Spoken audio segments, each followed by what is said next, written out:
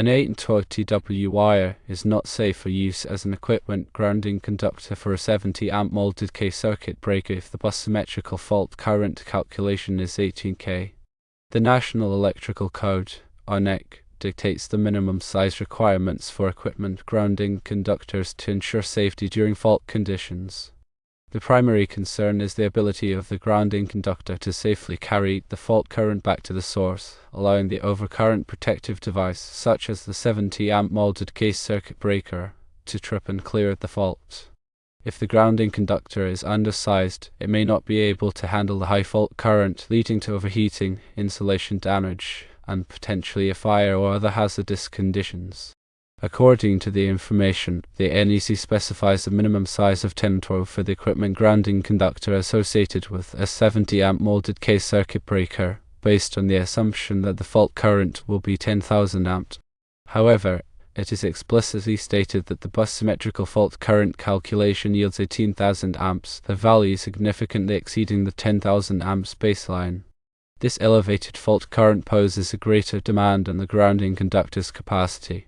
To determine the appropriate size of the equipment grounding conductor, one must consult the relevant tables within the NEC.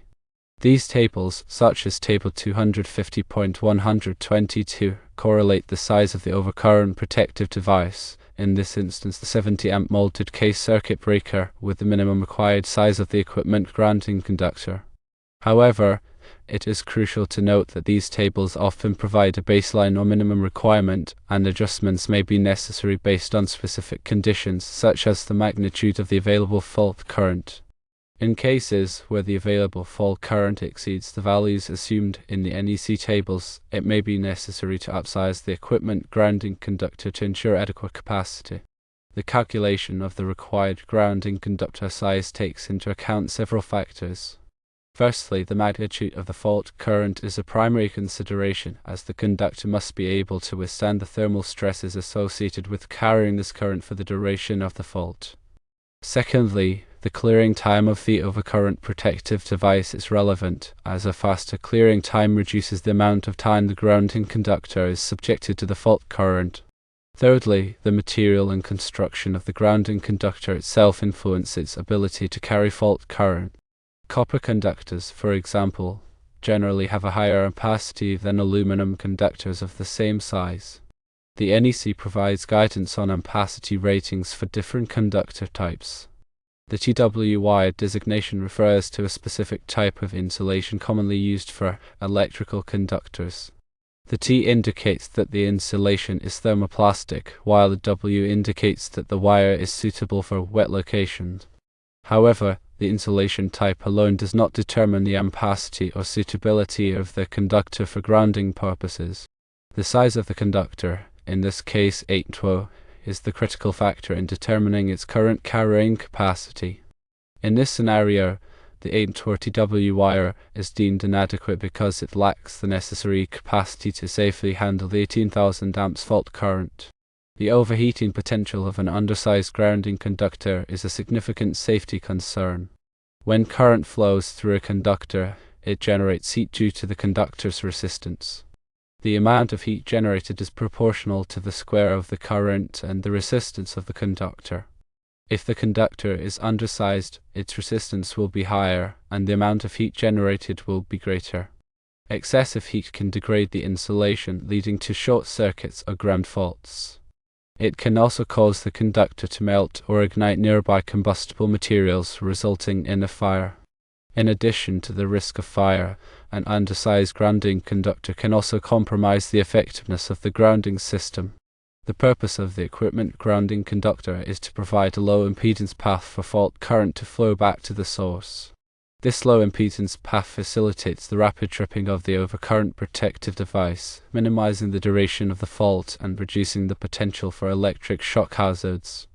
If the grounding conductor is undersized, its impedance will be higher, which can impede the flow of fault current and delay the tripping of the overcurrent protective device.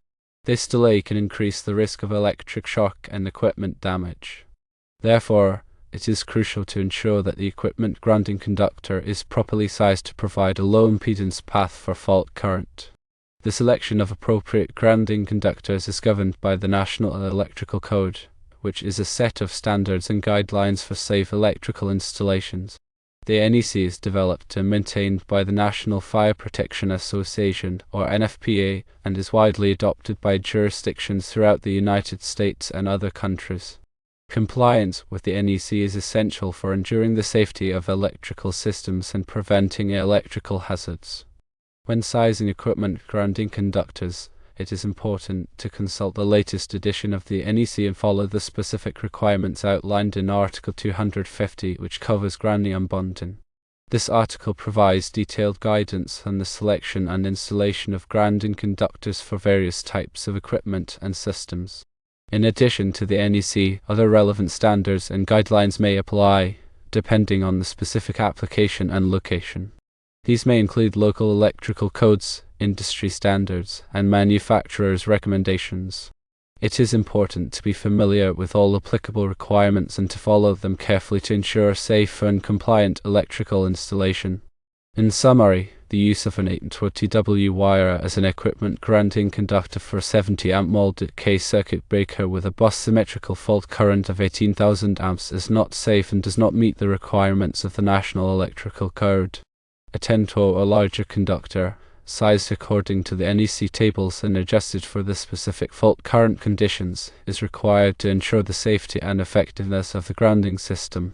Always consult the latest edition of the NEC and other relevant standards and guidelines when sizing equipment grounding conductors. It's also important to engage with a qualified electrical professional for guidance and installation to ensure compliance and safety. Firstly, determine the appropriate table in the National Electrical Code, NEC, for sizing equipment grounding conductors. Secondly, locate the route corresponding to the overcurrent protection device, in this case, the 70-amp molded case circuit breaker. Thirdly, identify the minimum required size of the equipment grounding conductor based on the table. Fourthly, consider the calculated symmetrical fault current, which is 18,000 amps in this scenario. Fifthly, if the fault current is significantly higher than the table values assumed, consult additional notes in the NEC or seek guidance from a qualified electrical engineer. Sixthly, ensure the selected conductor is suitable for the environmental conditions, including temperature and moisture. Seventhly, install the grounding conductor according to NEC requirements, ensuring proper connections and terminations. Eighthly, verify the installation with appropriate testing and inspection to ensure its integrity.